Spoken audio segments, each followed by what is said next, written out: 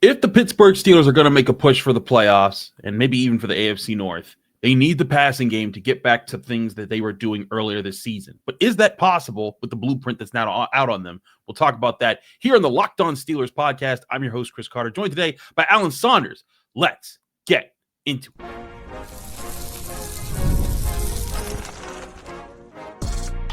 You are Locked On Steelers, your daily Pittsburgh Steelers podcast, part of the Locked On Podcast Network, your team every day.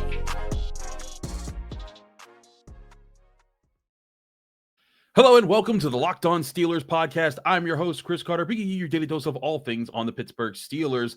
This show is part of the Locked On Podcast Network, now the #1 sports podcast network. As always, you can find the show on your favorite podcasting apps and on YouTube. Like this video if you enjoyed. Subscribe to this YouTube channel to get all of your daily Monday through Friday episodes, as well as our bonus content.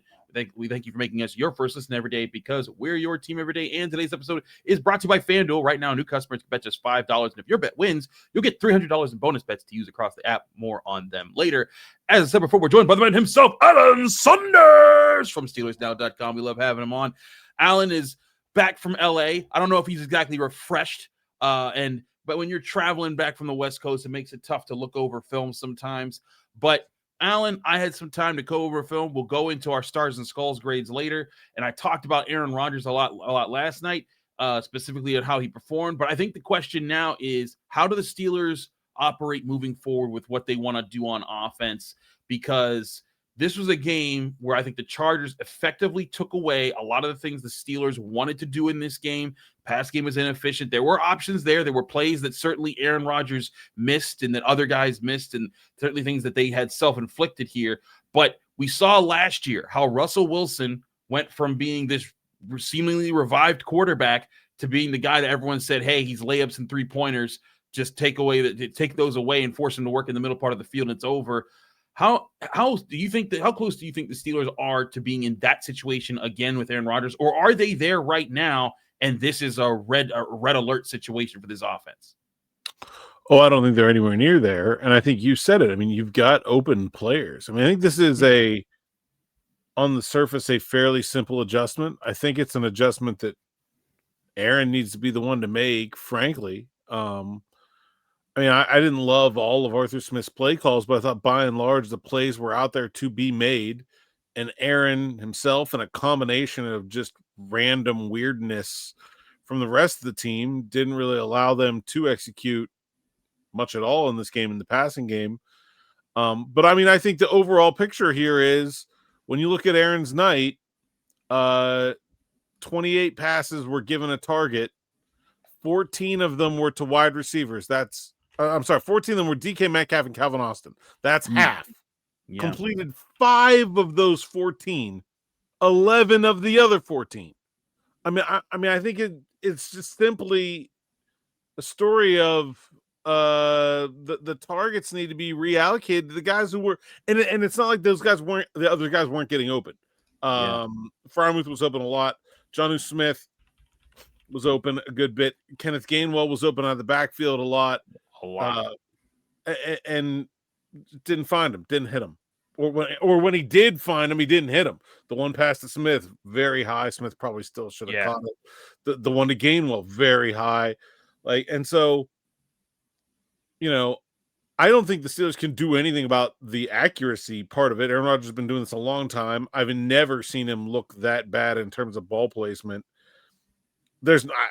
You just sort of have to just cross your fingers and hope that was a thing that was only going to happen once. But the distribution of the targets is a pretty clear adjustment that needs to be made coming out of this game. I agree. It's the Steelers have made their hay this year, I think, a lot by being the irregular offense. They were ranked 13th in scoring going into this week, or something along those lines. They're now down to 16th. They've fallen a bit just because of this game. But this was an offense that was making their money by not just hitting the number 1 wide receiver or the number 2 wide receiver, hitting the tight ends, getting the running backs in space, doing the unconventional things that teams kind of have to adjust for. And I don't think the Chargers took those things away in this game. I think that they did a good job doubling up DK Metcalf, making sure he couldn't be a game breaker, and it was harder on Aaron Rodgers. But this is the thing that Aaron Rodgers has historically been good at is, okay, take away my number one option. I'm going to make you so annoyed with this random wide receiver that you probably never heard of before that you're going to hate him after this game. And someone's going to sign him to some decent money somewhere. Or I'll take him to the third or fourth team that I go to in my career because I developed this random relationship with him. But that's what I think needed to happen in this game, and it didn't. And I do think it can happen. Because, again, to your point, and I said this last night in my evaluations of this game, just off the rip, I can confirm it by now that I've had the all-22. There were plays to be made for Aaron Rodgers. And, yes, it wasn't all him. Calvin Austin, 2 drops in this game, one which was a nail in a coffin for this team. Broderick Jones, we'll talk about him because I think the early losses that he had in pass protection really set the tone for how Aaron Rodgers looked uncomfortable in the pocket. There were certain things I think other guys can work to get open a little bit better. Johnny Smith could come down with that catch, even though the pass could have been lower. It wasn't just Aaron Rodgers. Other guys were bad too in this offense, but you need him to be the smart quarterback. He doesn't have to be the guy that dodges all the sacks and makes ridiculous out of the pocket plays all the time. But he needs to be the guy that keeps his head on straight and can make the standard things standard all the time. And I felt like this was the first time that they weren't. He wasn't great against Seattle. He's had his up and down moments this year, but this was a truly down moment where the things that he normally does all the time weren't getting done. Yeah, I felt like they've used his above the net game as a force multiplier on offense all year, and I did not feel that in this game at all. Right down to when they should be in run and when they should be in pass. You see a situation in the red zone, they got a run called and he pulls them out of it, and then he tries to throw a pass to Metcalf. It's covered, ends up having to throw the ball away, and it's like, I guess you can give some credit to the Chargers defense and Minter for calling a good game, but I think this was a multi-layered sort of failure for the Steelers offense and Aaron Rodgers. One, wasn't very accurate, but 2, like the ball wasn't getting to the right place and the right decisions weren't being made. And I think that's the thing here is that if you're the Steelers, I don't think that this requires some great change in the overall game plan. I do think adjusting from what the game plan was in this game, or at least, the execution of the game plan in this game, because I think they drew up plays for these other guys to be open. I thought Kenneth Gainwell, there were several times where he was running a Texas route where he was just cooking whoever was on him and just wasn't getting a look on a lot of plays. And those are plays where you need to get him the ball. I thought there were times Pat Freiermuth was open in situations that he could have got. Same for Darnell Washington. I look at those as missed opportunities in this offense. But I think that's the thing here that I can say is that the Steelers offense is not doomed to be what it was in the last 4 weeks of last year's regular season. And I also think that with that, if they're able, they don't have to be the number 1 passing offense or a top 10 passing offense. If they are a solid hit you where you're not passing offense, it will open up the run game for the Steelers to work. It'll also, you're hoping, give the run game more time to get to work, because in this game, Jaylen Warren averaged 5 yards per carry, the best of any running back in this game. The problem is he only got the ball 14 times, and they only ran the ball 16 times, and it was because they got down, and then they kind of had to get desperate late in the game. You want to be able to play from ahead if you're this team, where you're able to pound the ball and keep pounding the ball and kind of just wear down opponents. And when you don't get the opportunity, even if it's just close, if it's a 7-point game, you give yourself the opportunity to run the ball a bit more and then spring more plays and get more feet off of that. And then the play action opens up. And that's the balance you want to work with in this game. And when you don't hit on the simple passing plays, the ones that the defense gives to you with their alignment and the way that they call, you're going to hurt your chances at doing everything else. Yeah, I do think a little bit more Jaylen Warren is something that's been I've seen that multiple times this year. That's not a one-off where, like, I feel like there's been a lot of games where they probably should have gone to him more, where he seems to be the only thing that's really working. I would have liked a couple more carries here. I think there were a couple places where it could have made a big difference, but I agree. They're going to have to pass to set up the run. And the offensive line is still very inconsistent. They did a really nice job with Myles Garrett and Micah Parsons. Yeah. And like, not to say that Khalil Mack and Tuli, wow, It's late. Sorry. Tuipulotu. Yeah. Not to say those guys aren't good, but they're not in the same class as Garrett and Parsons, and Right. yet they did more damage than the better players did. It's not like the Steelers' offensive linemen suddenly got bad. They're just largely inexperienced guys who are going to go through ups and downs. And so, they're again, like, you have a problem, but I don't see there's no like, oh my God, big picture changes have to come to fix it. It's just like, well, you just keep rolling the ball out there and those guys should get better. And very similarly to Rodgers, you just assume that a guy who's never looked like that in his entire 21-year career isn't going to start looking like that often at this point.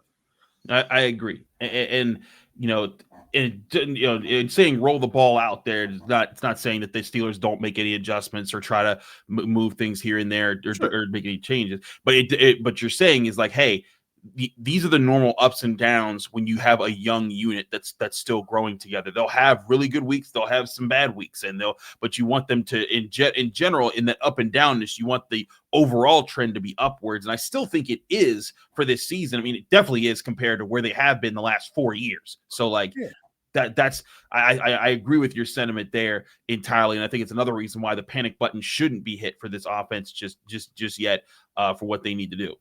Yeah, I mean, I think on the whole, the offense is pretty much what I thought they'd be. They're dead average in scoring right now. And although the defense was not the problem in this game, like, they're not on the whole of the season. They're the ones that aren't holding up their end of the bargain here. I agree. And they need to hold up more of the bargain in these last 8 games if the Steelers want to make the playoffs or even have a shot at winning the division, because the Ravens are now on their heels at 1 game back. Still a lot of football to be played. We're going to get to our specific grade to this game, stars and skulls coming up. Who got the most skulls in this game? There's quite a few to hand out, but some stars as well. We'll get to those next here on the Locked On Steelers podcast. I'm your host, Chris Carter, here with Alan Saunders. Stick with us. We'll be right back.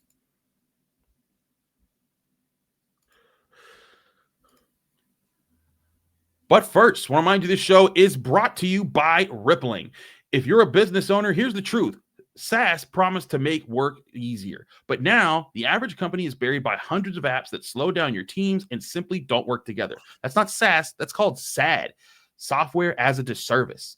That's why you need Rippling. Rippling is the unified platform for global HR, payroll, IT, and finance all in one place. They've helped millions of businesses place a mess of disconnected tools with one system designed to give you leaders clarity, speed, and control. By uniting your employees, teams, and departments all in one system, Rippling removes the bottlenecks, busy work, and silos your software created. It's seriously simple to use and gives companies one source of truth for their people, data, and everything they touch. And right now, you can get 6 months free when you go to rippling.com/lockedonnfl. That's RIPPLING.com/lockedonnfl. That's rippling.com/lockedonnfl for 6 months free. Terms and conditions apply.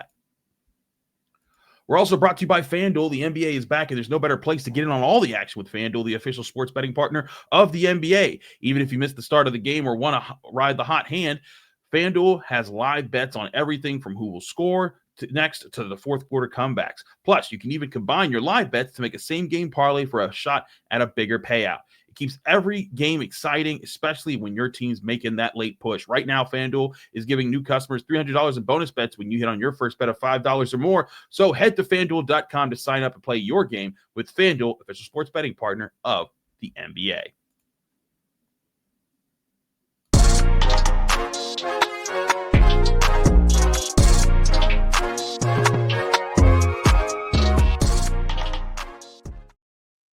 Back here on the Locked On Steelers podcast, I'm your host, Chris Carter. We continue our show here today with Alan Saunders of SteelersNow.com. As we do when the Steelers lose, we got to start with the bad. We start with the skulls, and let's show the rubric real quick for those who might be new here. But if you've been here all along, you know what the rubric is. Stars are good, skulls are bad. You get 1 to 3 stars for good play on a good day, with a great play with a good day, to elite performance. And 1 to 3 skulls means you had a bad play, didn't redeem yourself, bad game as a whole, or an all-time terrible game. Safe to say we have a few of those in this one. Let's start with the 1 skulls here, keeping it real simple. Had a few guys on this list here. Patrick Queen, Jonnu Smith, DK Metcalf, Jack Sawyer, Andres Pete, Mason McCormick, Troy Fautanu, Keyshawn Williams, and Chris Boswell with his missed field goal. And maybe I'm being a little too harsh there on Chris Boswell because he also made a really long kick. So maybe this should be a neutral grade. I just kind of felt like Chris Boswell missed a kick. What? That's crazy. But I put Patrick Queen here, Alan, because he missed 4 tackles, and I felt like he could have been better in the run defense. I didn't think he was the biggest problem in the run defense, but when I looked at back and I was like, man, he did miss on some opportunities, and he was just shy here and there. I thought he was there, but all in all, these weren't the guys that killed the team. These were, I think, needling problems. I think DK Metcalf didn't get open enough for my liking. Jack Sawyer kind of bit bad on a run play. Andres Pete had a penalty early and didn't really do well and got pulled immediately. And I just thought Mason McCormick didn't do well against the run. Fautanu had a penalty and didn't look his sharpest. He gave up a sack in this game. And then Jonnu Smith, had that play where he didn't haul the pass in. These are players that I just felt like could have had better days, but not people that I'm killing or really pinning much on in this loss for. But what say you about the players I listed here as one skulls?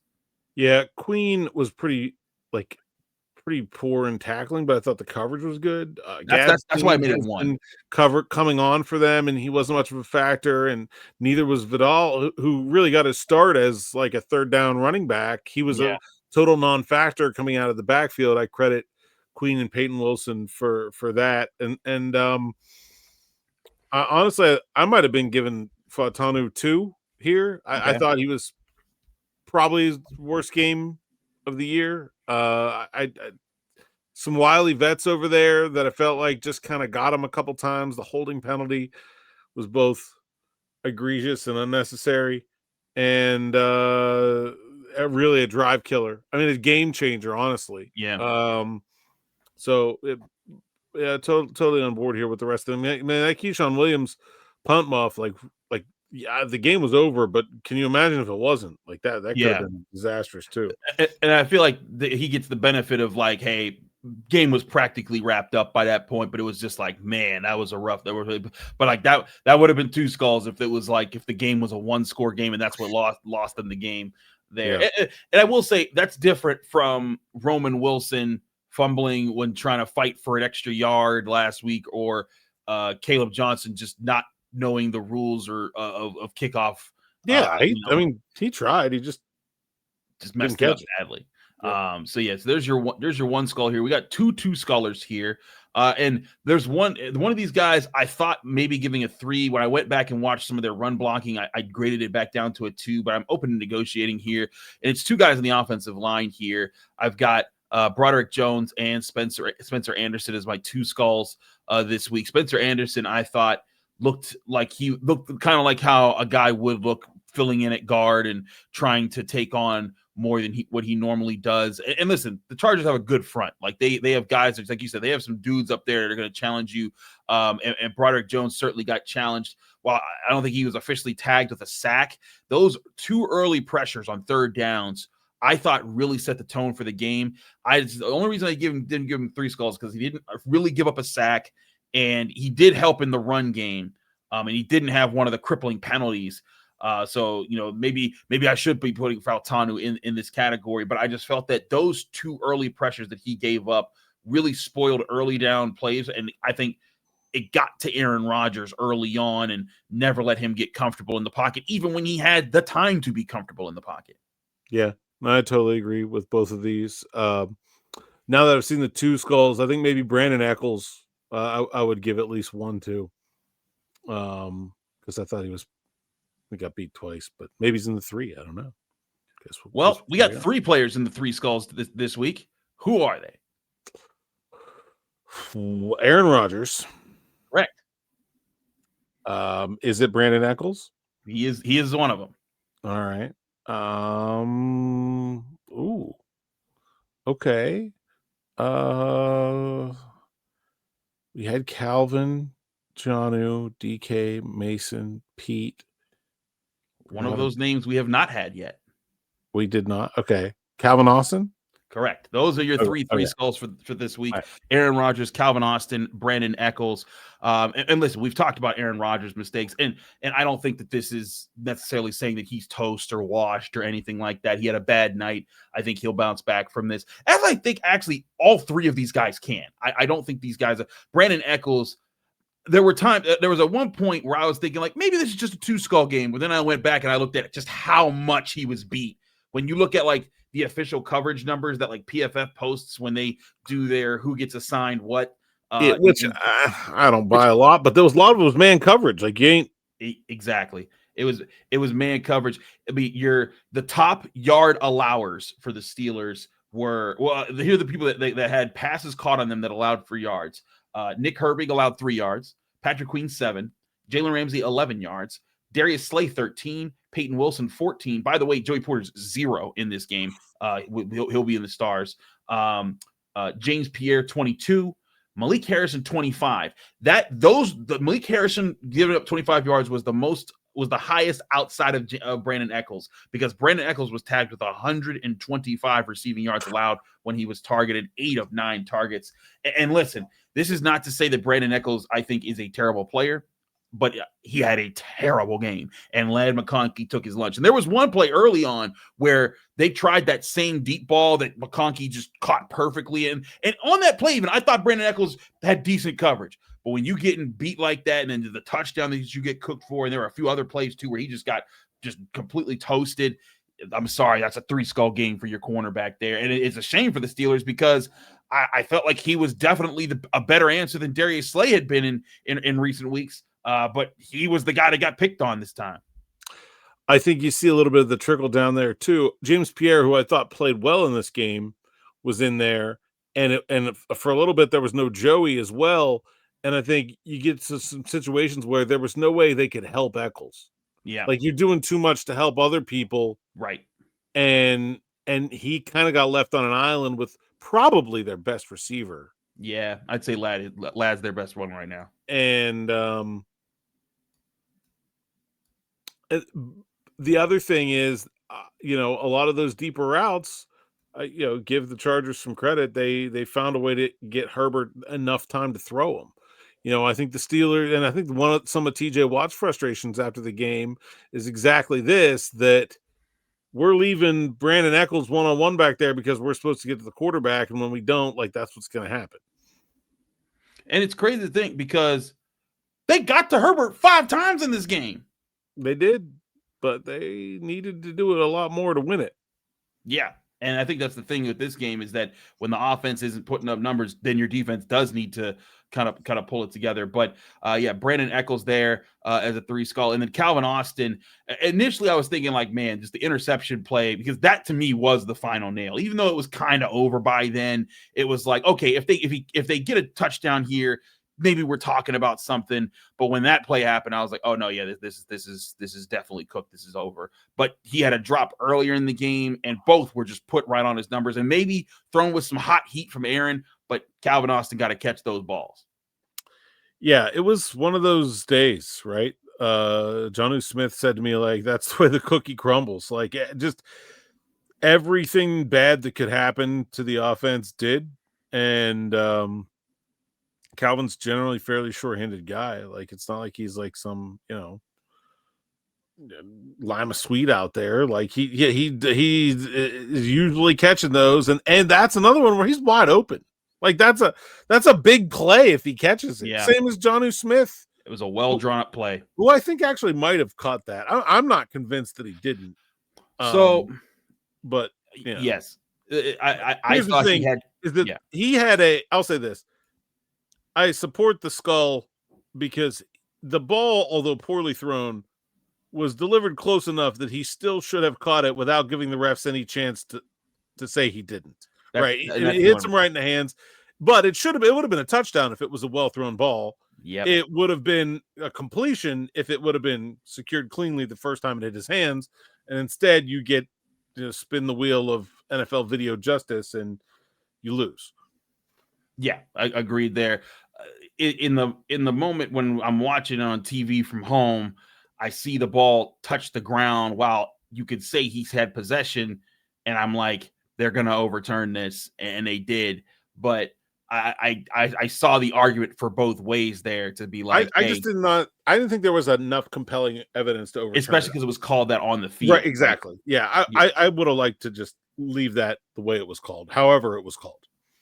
Yeah, and so I thought that was rough, but still got to come down with it. And again, if Aaron Rodgers, and that's why that's another one of the reasons Aaron gets 3 stars. There's 3 skulls in this game. If he just hits him on the numbers in his coming out of his break, it's a simple flood concept. Caught the Chargers in the zone. That's why I'm not too hard on Arthur Smith today, is too, because there were several well drawn up plays that should have worked. Plays were out there. They were there to be made. That's another reason why I don't think there's a panic button to hit here. It's a get back in the lab, be sharper, and be better next week against the Bengals. We talked about skulls. We'll talk about stars and maybe some other switches the Steelers need to do around in their secondary. We'll talk about that next here on the Locked On Steelers podcast. Chris Carter, Alan Saunders, stick with us. We'll be right back.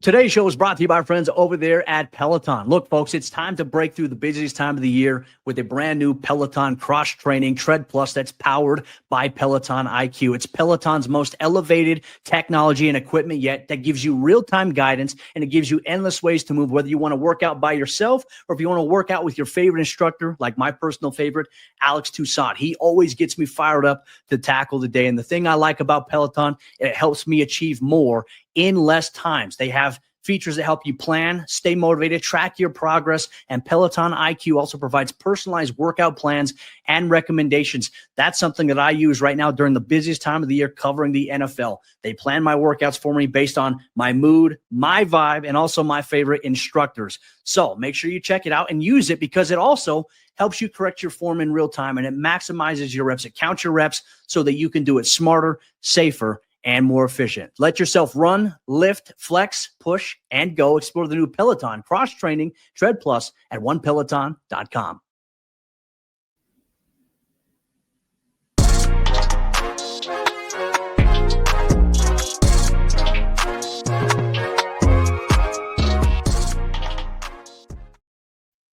We're back here on the Locked On Steelers podcast. Chris Carter here with Alan Saunders of SteelersNow.com. It's time to get to the stars grades that we had, and we did have some stars to hand out because, listen, I thought there were players who made plays in this game and did things that kept the Steelers alive for as long as they could before the ultimate collapse that they had in this game, especially in the offensive side of the ball. Let's get to our 1-star grades. A few guys to hand out here. I have Zach Frazier, Y.A. Black, Joey Porter Jr., Derek Harmon, Jalen Ramsey, Kyle Duggar, Darnell Washington, T.J. Watt, and James Pierre. Zach Frazier, I thought, was the best of the offensive line. I thought his gaps were the most sound consistently throughout the night. Y.A. Black looked like a force, man. Sorry, you look like you're about to say something there, Alan. I want Zach Frazier to get the start just for the first quarter rep where he pancaked the dude 30 yards downfield. That's all. He gets the star. He gets the star for that. Just for that. Just for that.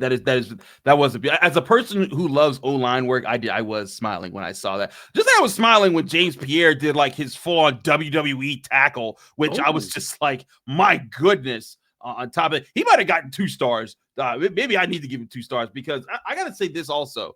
And we'll get to other guys in a sec here. I thought these other guys did well. I thought Joey Porter Jr. actually had a good game, just dropped an interception. If he catches that ball, it's a different game, and also gets at least 2 stars.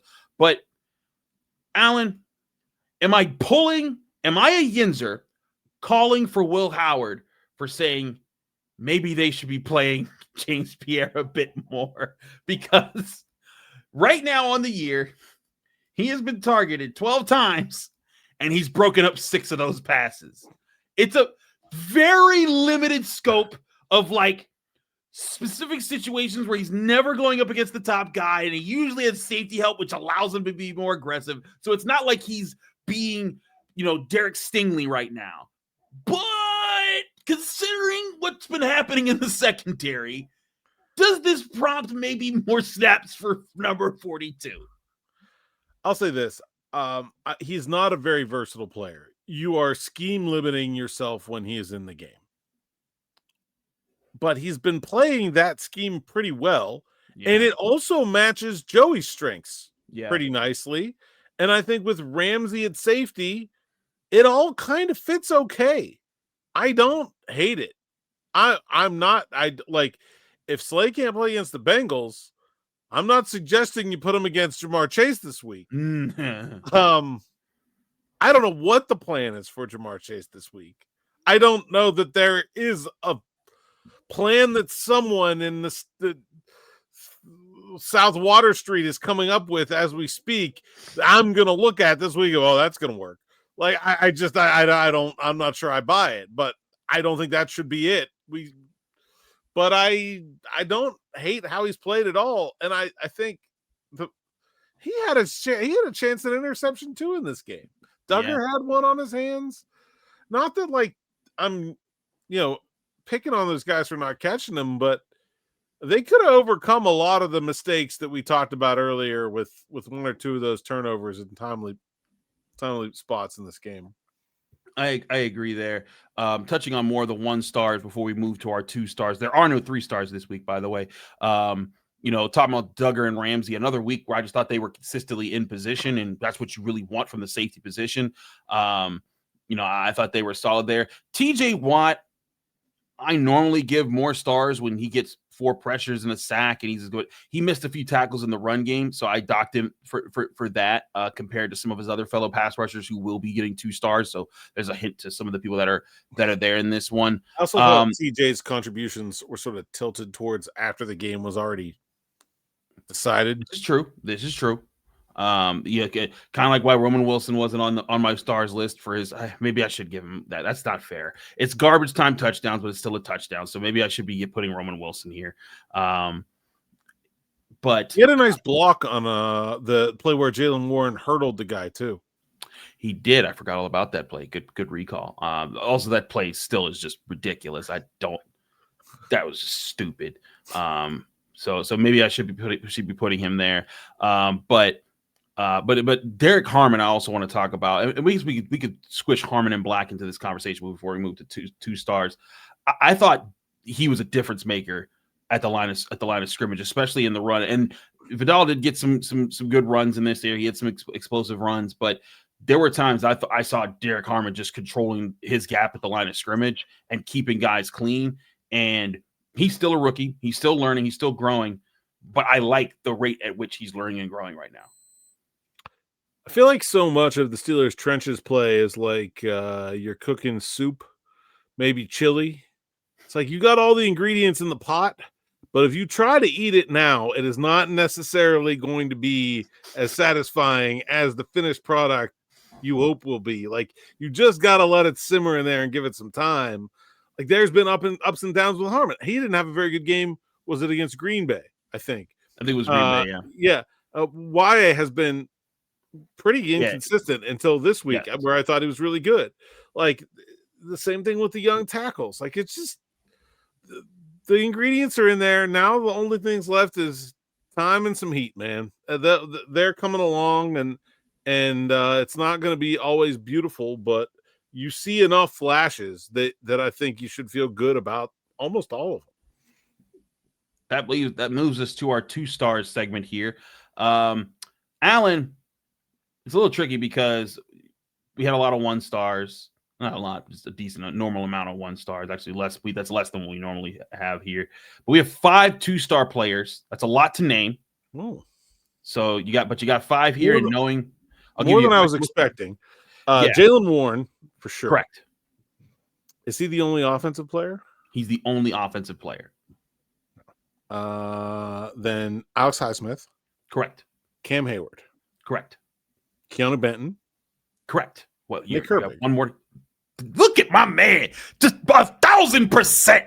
Just getting them. There you go. That's what you do, Alan Saunders. Get all them stars. But yes, all 5 of these guys were 2-star players. I wanted to give Jaylen Warren 3 stars. I just felt like it was for vibes for that hurdle that was just absolutely ridiculous, and just his tenacity is just it's so much fun to watch. I gotta say that he is as a person who was saying, like, I don't know, man, Jaylen Warren is feed that man the rock. Like, just keep. There was a question going around at the end of training camp. Someone asked, a typical training camp hypothetical may or may not been at 10 p.m. at the bar. Like if you had to make a whole team full out of like just 11 clones of one guy, who would you pick?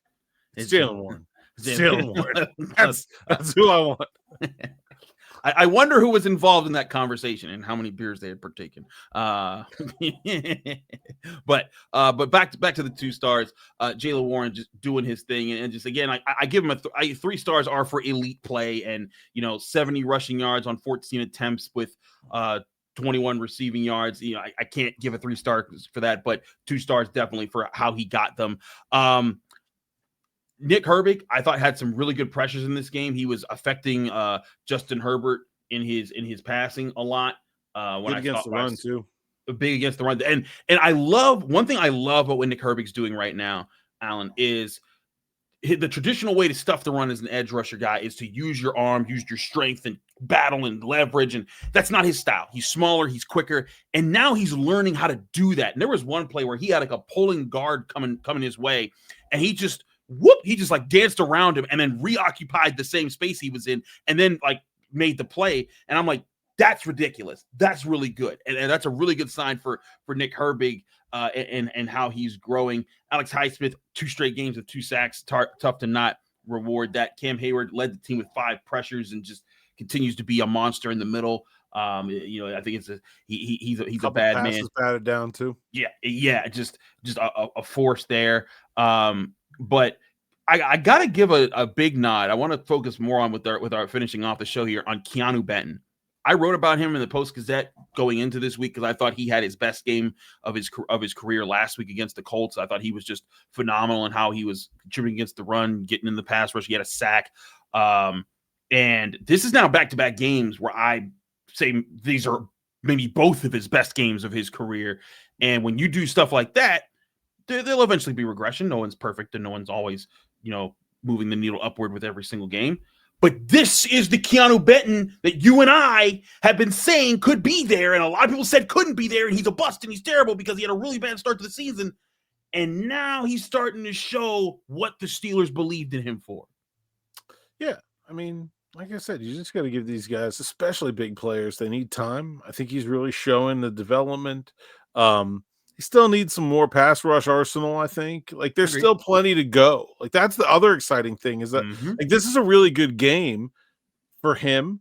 And I can also sit here and list off 3 or 4 pretty, I don't want to say easy, but, like, not like you need to go get faster or go gain 30 pounds. Like just, like, some learning things that he can get better at that he could continue to rise his game. Like, I think between Harmon and Benton and Black, the future of the defensive line is looking very stout right now. They probably need one more guy in there going forward, but it's a really promising start. It is. And I think I know there's a lot of doom and gloom after a Steelers loss. But I do think that there's youth on this team that you can believe in to be part of the future plan, and even part of the plan for this year for the Steelers to get back and get some key wins down the stretch. Alan, last thoughts here before we haul off. The Steelers are now 1 game ahead of the Ravens. They're 5-4. The Ravens are 4-5. They have a competitive stretch down for the rest of their schedule. They are up against it with several games that this week against the Bengals, is not going to be a simple one to win. What is the biggest thing you think the Steelers need to achieve if they're going to come down this stretch and either A, win the division, or B, at least make the playoffs in a way that gets them a matchup that isn't them against a juggernaut in the first round? They have to beat the Baltimore Ravens. And they probably are going to have to do it twice now. Yeah. That's it? That's all I get? Well, I mean, I could talk about how they're possibly going to accomplish that, but I mean, that's a whole nother episode. Whole other show. That's a whole other show. But I think one of the big things, and not say that this is the only thing, but one of the big things that crushed them last year was that they could not. Their defensive front got bullied around last year, and that is an element of this team that I think is taking significant strides in the right direction. Problem is, they also need better coverage, and well, the Ravens don't press you too much in that area. It's mostly just Stop Henry. Don't let Lamar beat you with his legs, and cross your fingers with the rest of it. That's those job A and job B are more than most teams can accomplish. You don't even really have to worry about job C if you can get that far.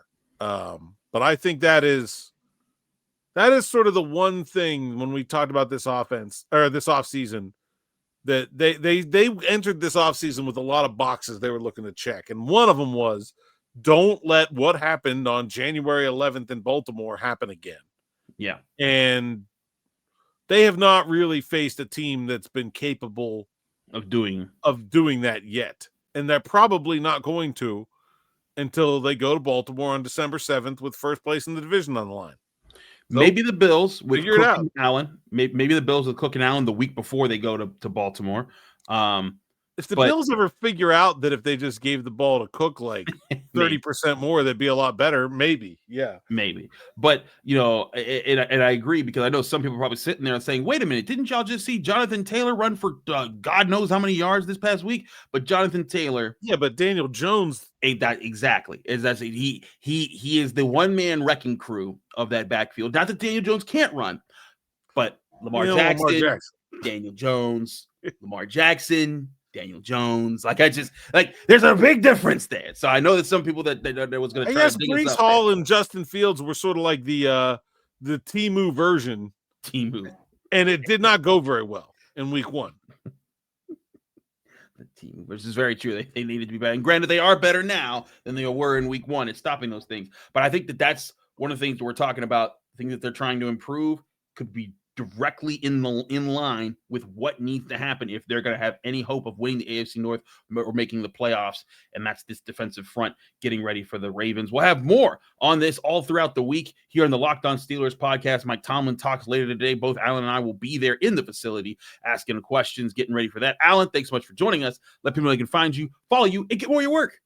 Saunders_PGH on social media. SteelersNow.com is where you can find my written work, including my notes from the road in LA, which should be out later today or maybe first thing tomorrow morning.